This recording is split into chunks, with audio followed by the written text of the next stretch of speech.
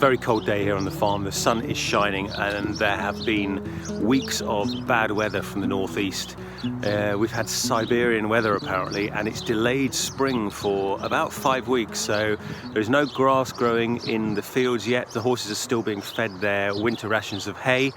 Very happily having that. It's all, of course, carefully stored under cover, so we have no problems with limited food. I'm also feeding the wild birds because I think it's a nice thing to do, and I'm pretty sure in the medieval period they wouldn't have had surplus food to deliberately feed the wild creatures.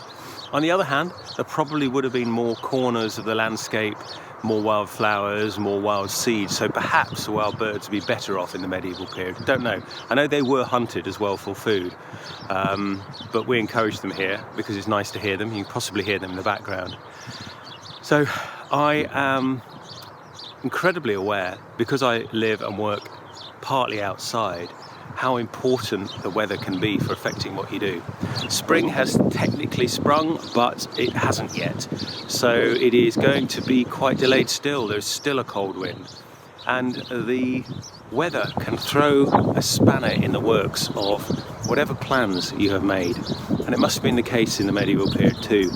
Perhaps even more so. The weather would have dictated everything you did and how much food you stored. And all that smoked, dried and salted food you'd put away, maybe there wasn't quite enough because the spring was delayed. So there's a thought. A 5-week delay for us is slightly inconvenient. I'll just order some more food on an online shopping service.